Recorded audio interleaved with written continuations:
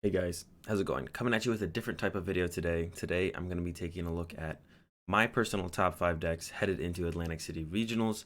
I'm going to be basing these on how popular I think the decks will be, mixed with how powerful I think they are in the current meta, as well as with the current builds that I would personally run with each of the decks. So let's go ahead and get right into it. Coming up at number 5, we do have the Gardeon. Now I've been playing around a lot with just the winning list from Sheffield, and I really enjoyed it. I really like it. I really like the way the list flows, the ideas behind the matchups, with everything that's in there. And yeah, if I was to play Gardeon, now it would take a lot to convince me to play Gardeon because it does take a very rough matchup to what is probably going to be the most popular deck in ABZard. So it would personally take a lot for me to play a Gardeon deck. But if you're looking for the high risk versus reward deck, Gardeon is definitely the way to go. It feels like every meta, there's like one deck where it's like, okay, if I dodge this one popular deck all day, this one popular tier 1 deck all day, I could just win the event. I mean, we saw it happen in Sheffield with Gardeon. We could see it happen again at Atlantic City. Not as hopeful for it this time in Atlantic City, just because I think there's a lot more AbZard, going to be a lot more AbZard at Atlantic City than there was actually at Sheffield. But it's still possible. It could happen. Gardeon could take the event if it just dodges AbZard all day.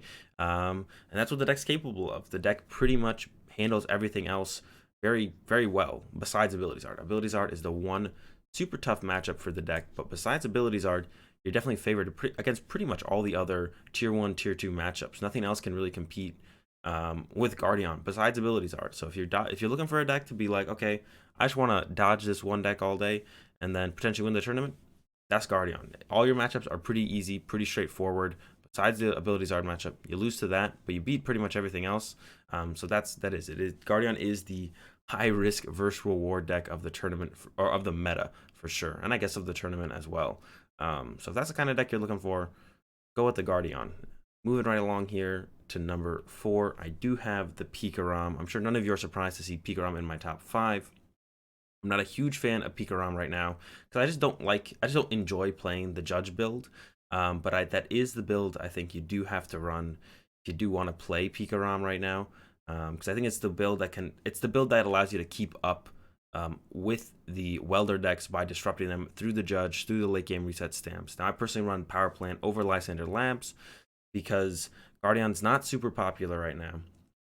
And the Malamar matchup I find to be unfavored even with the Lysander Labs. So not a huge fan of the Lysander Labs in PikaRom right now because I feel like it doesn't do enough for the Malamar matchup. And Gardeon is a deck that's not really worth teching for. So I'd rather have that extra disruptive power through the power plants to go alongside my Judges and my reset stamps to kind of disrupt the Mewtwo boxes and the AbZard decks of the format right now. Yeah, and I do think if you want to play PikaRom, you kind of have to play the Judge build. Like I said, I enjoy playing the Lily Order Pad build more, but I don't think they can quite keep up with the welder decks. If they ever get like a decent start, you need a little bit more disruption in the mid game before they thin out their deck to the point where sometimes the reset stamps don't matter. So that's where the Judges come in.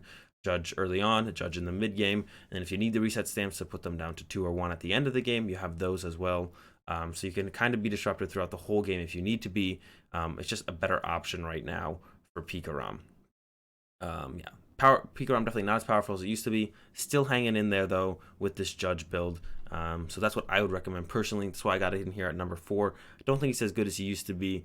He's definitely fighting. When you're the disruptive deck, you're definitely fighting an uphill battle though, because your opponent is the deck that's drawing well, and you're like, well, I need to stop them from drawing well. It's not you who's generally ahead, and your opponent has to disrupt you, lock you out of the game. When it's the other way around, I definitely give the advantage to the other decks, despite playing the 4 Judge and the reset stamps and so on. I still give the advantage in the matchup to the AbZard and the Mewtwo box in this matchup, despite the Judges, despite the power plants. That's why I got PikaRom a little bit lower. Can't quite keep up as consistently in my opinion. So he's still here, but not the top dog that he used to be. Number 3, we do have Malamar. Now I know a lot of you are probably not big fans of Malamar, but I am. I actually really like Malamar right now. I don't think too much hurt the deck when we went from pre-rotation to current current format, I don't think too much happened to the deck. I think the deck is still about as consistent as it was, if not a little bit more consistent. Or maybe it just seems that way because everything else got a little bit clunkier. That's probably the factor here. Everything else got clunkier, makes Malamar seem more consistent, but it feels like I can get turn 2, attacking turn 2 pretty easily every single game with the deck, and then you just streamline Girautinas and build a game plan around the rest of your tech attackers and like the Latios, Espeon, Deoxys, Mimikyu, and Esper. Build a strategy around those while you're just kind of attacking with Tina every turn, and there's nothing your opponent can really do about it. So yeah, I'm a big fan of Malamar right now. I think the deck sets up pretty smooth, has a lot of options for matchups, doesn't have any real terrible matchups. I think AbZard is slightly unfavored. I think your PikaRom matchup is slightly favored. Mewtwo box is close. So yeah, nothing really, no real ridiculous lopsided matchups in the Malamar department, I don't think. I think everything is kind of close for the Malamar deck. You can have those games where you don't attack turn 2, and that can kind of be the end of that game, actually, pretty easily. You do kind of have to attack turn 2 every game. And I think one thing that does kind of hold Malamar back a bit is the time constraints of best of 3, 50 minutes. So knowing when to scoop games is a big deal with Malamar in regional level events. You don't quite have enough time to finish 3 games with Malamar. You are a 1-prizer deck. You're not throwing out tag teams or GXs at all super aggressively, so the games don't close out very fast. Most of the time, I mean, sometimes you can just run through your opponent's GXs before, and have the game be over pretty quickly. Most of the time, it's going to take a while. They're going to be running around between their tag teams, or they're playing something like AbZard that plays a bunch of 1-prizers themselves. So yeah, the games with this deck don't close out super quickly. Knowing when to scoop your games is a big deal with this deck when you're playing in best of 3, 50 minutes. But if you have that under control and you know when you should be scooping games, I think Malamar is a great choice, a great play right now for Atlantic City. I think the deck's strong. I know a lot of people hate it, but what can you say? In at number 2, I do have Mewtwo Box, my personal favorite deck in the current meta, in the current format. I don't have it at number 1 because I think, well, I mean, you guys can imagine what I have at number 1. I think AbZard will be more popular, and that is something I'm factoring into my ranking here of the top 5 decks. So I have Mewtwo Box at number 2 because I think it is as powerful as AbZard. I think those are the 2 most powerful decks right now, are Mewtwo Box and AbZard. But it definitely won't be as popular as AbZard for sure. Definitely not going to be even close. It'll probably rank with the PikaRoms and the Malamars under AbZard. I think AbZard is going to be a huge deck going into Atlantic City Regionals, but I don't think Mewtwo Box is any less powerful. It's my favorite deck right now. You have a ton of options and a ton of matchups. There's a ton of ways to close out games, and that's why I like the deck personally. You just have so many things you can do with the deck, and so many options, so many different GX attacks that you can make moves with. I just have a ton of fun playing the deck, really, personally, and yeah, I have a ton of fun playing the deck. It's got a ton of options. This is my current build for the deck that I used to recently win a League Cup. It felt really smooth, really aggressive, allowed me to execute what I wanted to pretty easily. Even when I had some rough starts, I was able to get back into the game through the reset stamps and stuff like that. So I don't have too much to say on Mew Box. Everyone knows it. Everyone understands it. I don't have any tech cards in here personally, but that's the beauty about Mewtwo Box. If you want to play the Giratina to help against Nagquag, if you want to play the Reshizard to help against Gardeon, you can throw all that stuff back into the deck if you want. I prefer to go a little bit more straightforward, consistent personally, and just kind of try and do my own thing against the decks that I expect to be most popular and not really worry about the fringe decks too much. So yeah, not too much to say here on the Mewtwo Box. It's a strong, powerful deck. You all know it. Some of you hate it. Some of you love it. Let's move on to number 1. And of course, at number 1, we do have AbZard. What else would it be? Definitely going to be the most popular deck at Atlantic City Regionals. I don't even think it will be close. It's just going to be there's going to be a lot more AbZards than anything else in the room. And this is my current take on the deck. Been currently playing out the 2 Pal Pad in there to really give us more welders throughout the games, or when we have those unfortunate hands where we have to like discard welders, or even the Pal Pad with the Denes.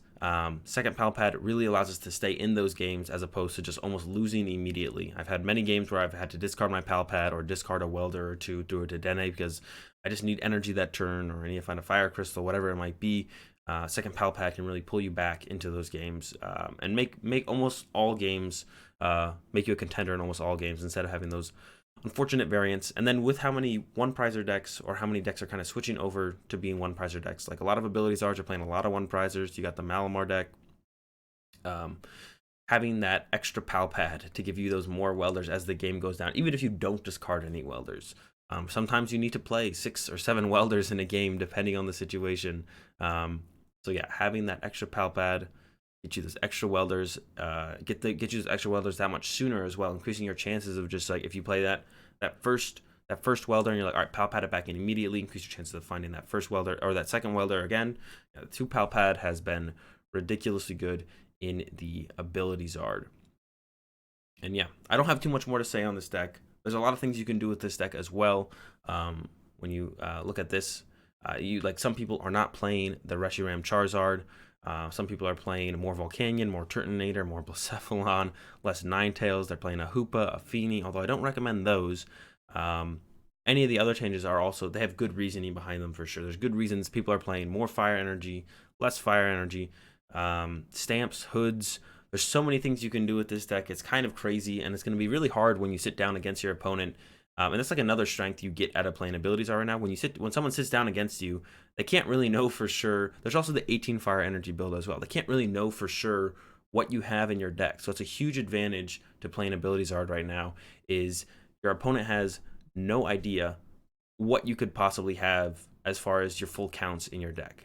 There's too many options. There's too many options for AbZard right now. No one will know for sure what attackers you have, how many of each attacker you have, if you play reset stamps, if you don't play reset stamps, how many Fire Energy you play. It's really hard to sit down against AbZard right now and get even like close to like 58 cards that they have in their deck. You can usually get up to like 56, but it's very hard to call exactly what your opponent's AbZard has in there. Another big strength of AbZard for sure. And yeah, that's why I have it in my number one slot. Super powerful deck right now. Gonna be the most popular deck for sure. No idea what's in it when you sit down against it. So many options that you can put in it and tech it out for specific matchups or specific decks you want to be able to beat or have a little bit better of a matchup against, or you don't care about this matchup as much, so you take this out and put this in and so on. AbZard here at the number one slot, and that's going to be my top 5 headed into Atlantic City. Hope you guys enjoyed this video. Let me know what you guys think about these types of videos if you want to see more of them. I was thinking about trying to do these before major tournaments whenever there's a major meta shift, so probably won't do one before Knoxville. Who knows? But if a lot of stuff comes out, a lot of new decks come out at Atlantic City, might go ahead and do one before Knoxville regionals as well. But I expect the meta to be probably roughly the same, so probably won't do one of these before Knoxville. But going into other major events, as the meta shifts, I'll definitely be doing more of these top 5 decks. I think top 10 is a little bit too many decks to cover. You get a lot of irrelevant decks in a top 10. I think top 5, maybe I would do a top 6 if I really feel like there's that extra deck to really talk about. But I think top 5 is really the way to go when doing these videos. Top 10 is just way too many decks. There's not 10 good decks going into a regional level event. So yeah, probably won't do one of these before Knoxville, but let me know what you guys think about these top X decks going into major events. If you guys enjoy them, I'm going to keep doing them. If you guys hate them, I'll stop doing them probably. But let me know in the comment section down below. I really appreciate it. Have a good day. Thanks for watching, and peace.